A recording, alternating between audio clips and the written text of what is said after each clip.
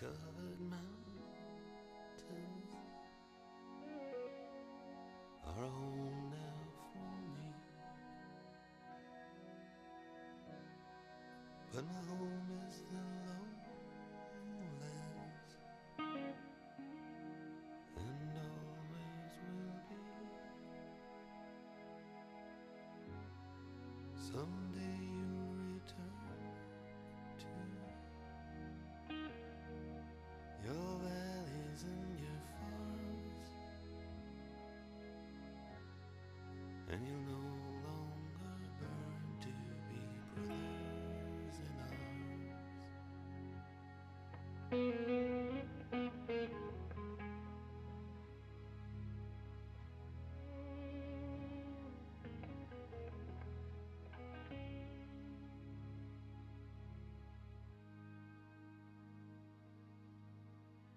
Through these fields of destruction, baptisms of fire, I've witnessed your son.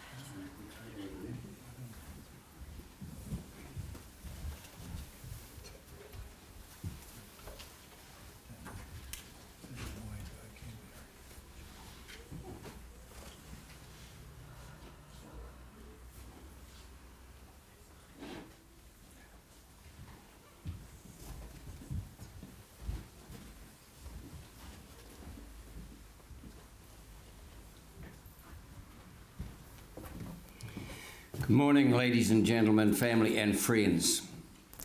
By way of introduction, my name is Terry Terrell. I'm from Blenheim and I've been a friend of the Hattons for over 50 years. And then about just over 15 years ago, I met Robbie for the first time. And then soon after that, took Robbie and Amanda's wedding. And then sometime later, they commenced a family of 2 boys, and Charlie and Alex. And then I came down and we had a special little naming ceremony for both of those as well. And so all of them have been very celebratory in their essence. But today is very, very different. And it's times like this that we're reminded again the frailty of life. And we know that Robbie has been struggling for the last couple of years or more.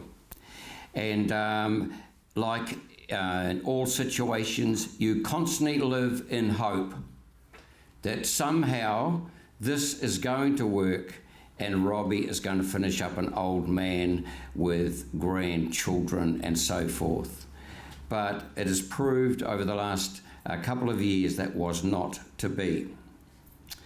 So today we want this not to be our service, not to be dwelling on the death, but rather dwelling on Robbie's life. This is Robbie's day. And this service is private. And so, as you can see, a large number of you are here today, which shows the incredible network of friends that Robbie had. And so you were very privileged to be here at the service today.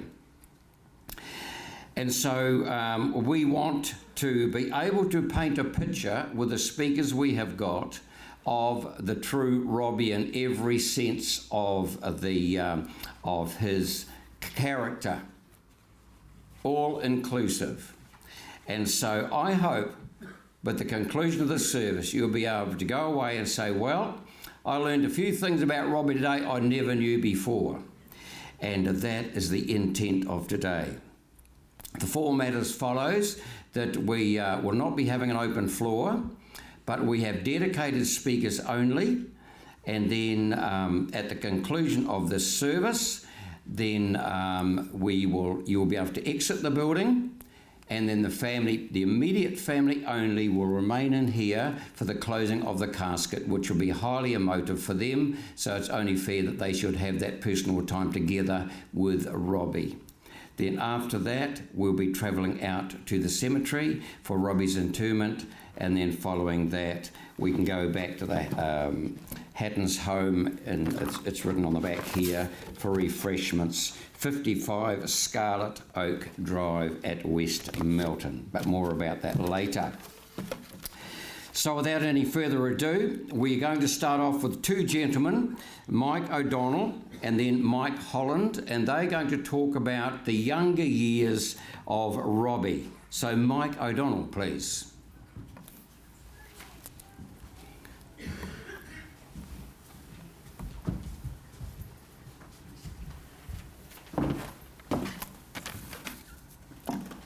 Good morning. I was lucky enough to spend a morning with Robbie just under 2 weeks ago, and we had a great chat. But I left it feeling I didn't say enough, and I've been trying to send a note through to Amanda over the last couple of weeks to sort of say everything that you can, but you never can. But I'm going to try and restore that a little bit this morning.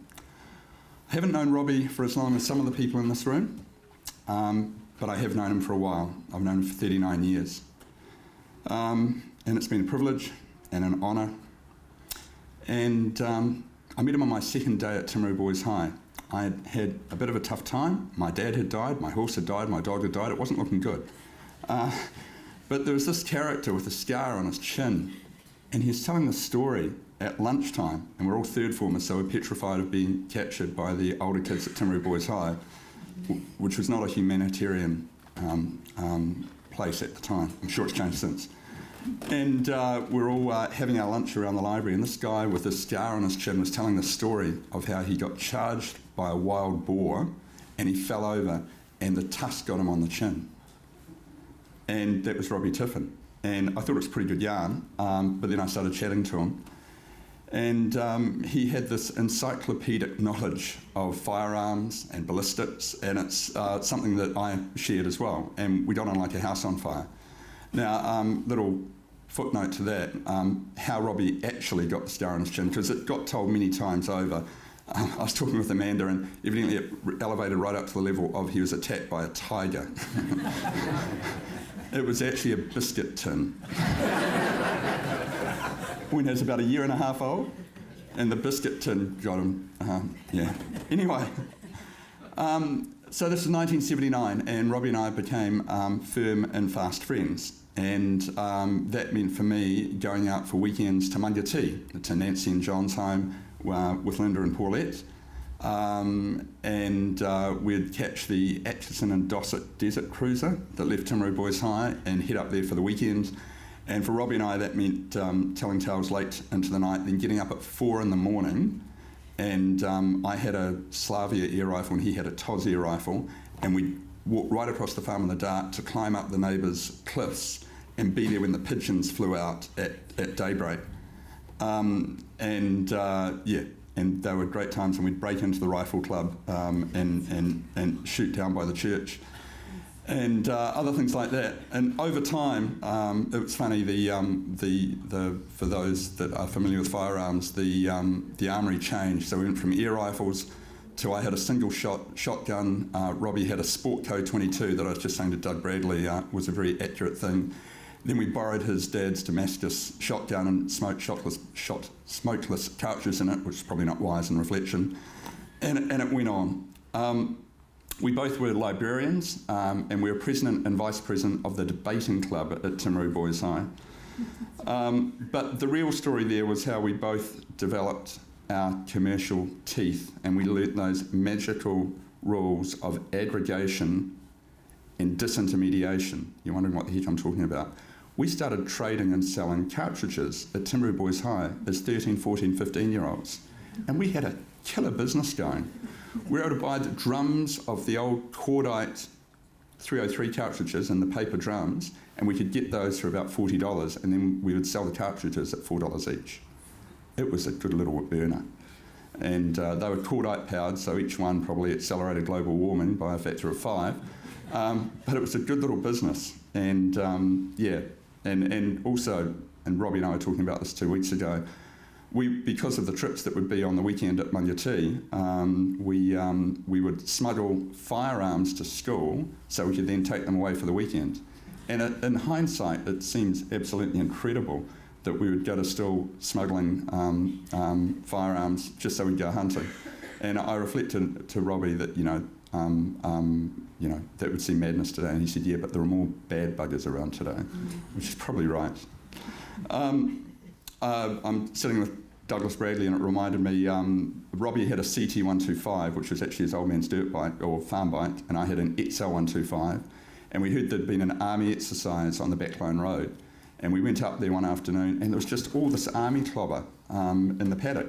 And we thought, oh, they've left it behind. This is fantastic. It didn't occur to us that it was very neatly stacked. We thought, we'll have that. We spent the whole afternoon transporting all this army stuff back to Robbie's farm. We didn't tell Chaffee and we didn't tell Nancy, and put it in the shed. And it was fantastic. We're going to make a mint selling this. Then about, I don't know if you remember this, about 7 o'clock that night as we were having dinner in the Tiffin household, a colonel shows up in an army Land Rover who had found out that we'd nicked off with all this stuff. And we said, oh, we thought you'd left it. No. Anyway. So, end of the sixth form, Robbie decided he'd had enough of school and went off to Bradley's, as many of you will know, and initially trained and got a qualification as a locksmith, because it's quite hard to get a gunsmith qualification then. And he stayed at Bradley's for a couple of years, then went down to work for Alan Miller in Dunedin. And I was at Canterbury University at the time, and I'd go down to Dunedin and catch up with Robbie, and he ended up managing the workshop there after about 3 years. But then returned to Christchurch and did gunsmithing, and the New Zealand Army, as I recall it, somebody here might know better, offered him a contract to build them a prototype for a 50 caliber sniper's rifle, because the Barretts they were buying was costing about 40 grand a bang. And that sort of got him involved in army, and other people I'm sure will know that he shot at things like Bisley and did active service in Timor and such things. But he was a bit nart with being paid, I think it was like $10 an hour for gunsmithing for Gun City and others. So Robbie thought, oh, I'm going to get a law degree. So off he goes to Canterbury University to do a law degree. And he nailed it.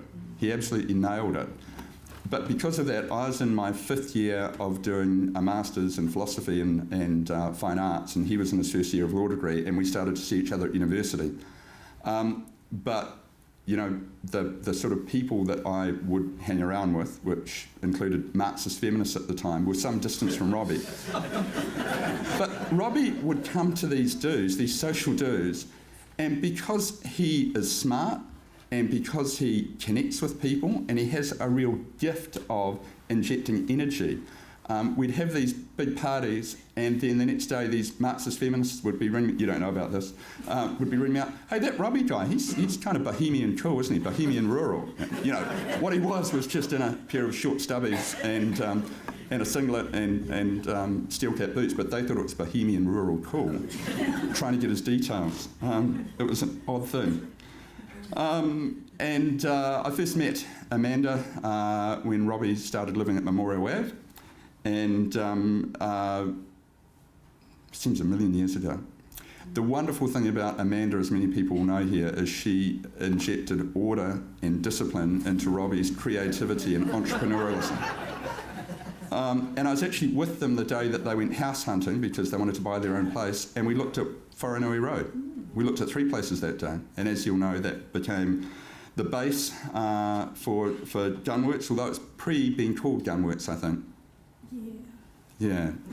And then he started seeing this opportunity in the market for suppressors, and as you all know, Robbie was hard of hearing, and taking his own experience, he saw a niche, a customer demand unmet. He's bloody commercial, Robbie, for suppressors, and started manufacturing the suppressors that became a very, very successful line, and together with the partnership he had with Amanda, they made it into a jolly successful business. Moving out to Yoldhurst with Charlie and Alex, great place to live, great home. Animals for Africa. It was impossible to enter the place without bowling a guinea fowl. True story. And Robbie and I would only see each other once or twice a year, but we shared an interest, apart from trying to romance younger women, where Robbie was more successful than me, in Porsche 911s, and we both had Porsche 911s, race cars. I raced Targa and Robbie raced out at Ruapuna, first with the RX-7, and then he bought that 3SGE Toyota, which he just loved to bits. There were notable points where we continued to connect. I was thinking about this last night, and I was thinking what epitomises Robbie in my mind. And I mean, he's quite a Renaissance man. It's very interdisciplinary, the things that he's into and the people that he connects with. And first was Native Smarts. He had pretty good hardware upstairs. The second is just a terrific enthusiasm. Robbie would throw himself at a project or a challenge with enthusiasm that was infectious, and he carried people along. He's the consummate networker. If you ever want to talk to Robbie, never, ever, ever go to a firearms auction because everybody wants to talk to Robbie. And there was literally a line of people lining up to try and talk to Robbie while he's trying to bid. But also a great father, and the stuff that he has done for you guys right from the beginning, and being an at-home dad is just 2,000% to start with, but all the adventures that you've been on and the stuff that you've done, fantastic father. And the other thing is he's a fighter. It was just about 2 years ago when Amanda called me one night and said, hey, look, we've got some bad news. Robbie's got liver cancer, and it's not looking good. In fact, it's looking pretty dark. You better get down here. And my wife and I came down a couple of weeks later, and we had an evening with them, and we thought that was going to be pretty close. But Robbie is a fighter, and he held that at bay for 2 more years, which is pretty extraordinary. 53 is far too young. Far too young. But as I said to Amanda when she messaged me around midnight a couple of nights ago, he did more in his 53 years than most people would do in 100. And he did it with a grace and an elegance and a love and just this infectious execution that was really motivational. Really proud to call him a friend, and it's an honour to be able to talk to you today. Thank you.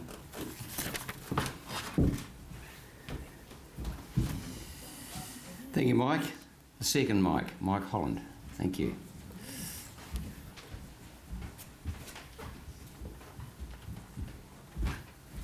Thank you. Oh, yeah, cheers.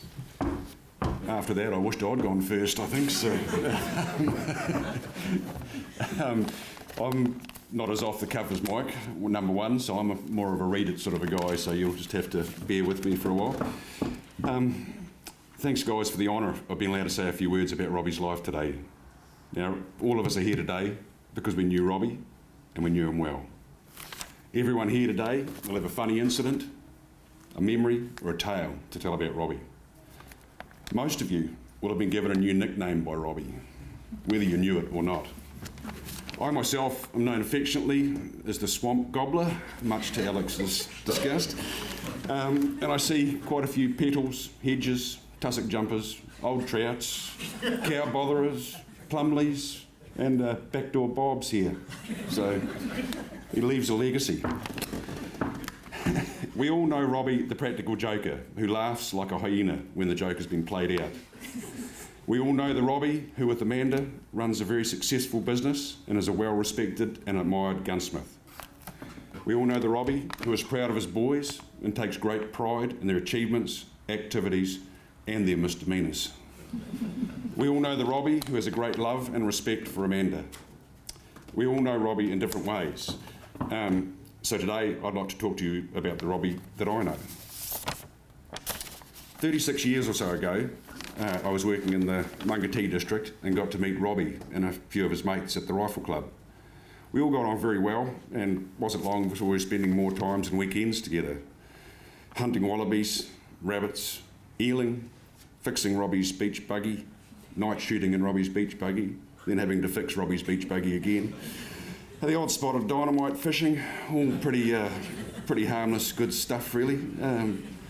Friday and Saturday nights we looked forward to, and what we thought was going to be fast cars, hot women and hard liquor, but in all reality it was 4 ugly blokes, a dozen of beer and an underpowered mini really. So. Duck shooting opening day was greatly looked forward to and planned event. One year, when Robbie was going through his army phase, he decided that mai-mais were a thing of the past. He was going to shoot out of a foxhole dug in beside the lake, and a great slaughter of ducks was going to be had by anyone who cared to join him. Much laughter was exchanged later that morning as a wet Robbie climbed into our mai-mai, dripping water. Bloody hole kept filling up with water, he said. Got a few ducks though. In more recent years, Robbie has been a regular on our deer hunting trips to South Westland. Now, these trips are planned to the nth degree, and things are packed and weighed for the helicopter trip in. Weight is an issue, so there's no surplus, no spare gear, no luxuries. Now, Robbie adhered to the list well and always bought the required gear. He also always had an extra box. What used to come out of this box over the years amazed all of us.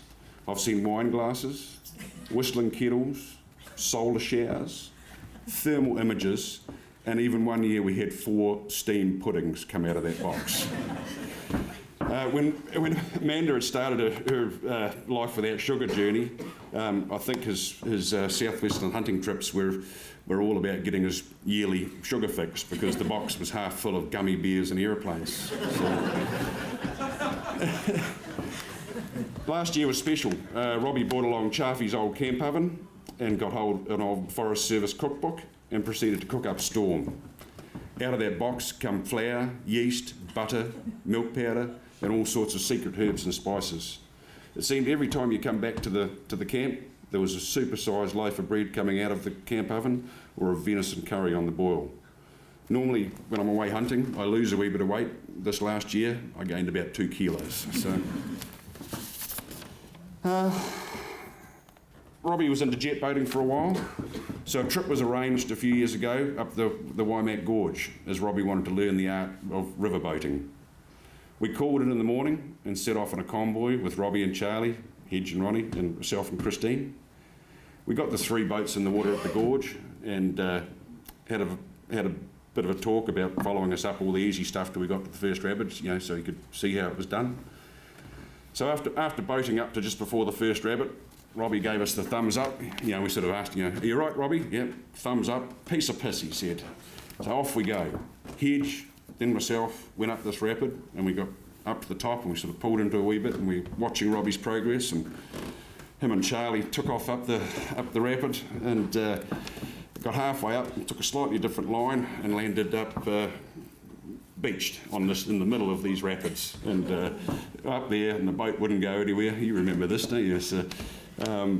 So he thought we couldn't go much help. We couldn't go back down to help him. We could walk down the side. We started walking back down the side, but by this time he put Charlie out onto this wee island in the middle of all these rapids, and as he was putting him down, the current caught the back of the boat, and it started to float down. So Robbie leapt at that, jumped in, and sort of hanging onto the side of it, it started floating down the rapids, and we were all standing up there thinking, oh my God, how am I going to explain this to Amanda when we get home? This Robbie's boat floated down with Robbie in it. Charlie's sitting on this wee island in the middle of the rapids, but all ended well, fortunately, and we were sworn to secrecy until today. So,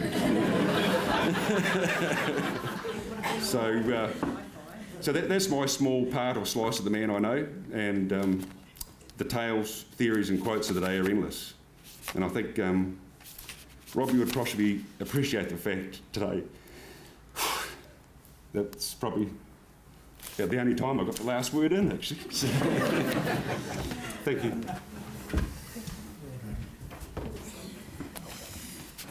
Thank you, Mike. Now Paul Mum, and his tribute is going to be read by his daughter Sophie. Thank you.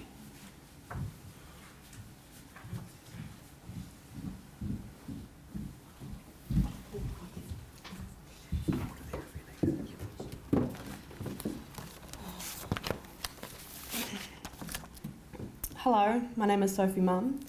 Before I start, I should say I shot my first deer with a 303 when I was 5. It was a very tricked up Robbie Tiffin special rifle, and I'll never sell it. My dad is away overseas, and he can't be here today, so he's asked me to read on his behalf. If anyone gets offended, blame him, not me. Robbie loves to give people names, and here's a few: Petal, Big Balls, Little Balls, Molly the Trolley, Vlad the Impaler, Scaly, Spanky, Tockley Boy, Combat Wombat, Rodney Sodomy, the Baby-Faced Assassin, and Pumpkin. He also gave himself names: RDR, that stood for Run Down Robbie, after getting a good score in a competitive rifle match that involved physical activity. Not Robbie's forte, running. So felt he earned some points.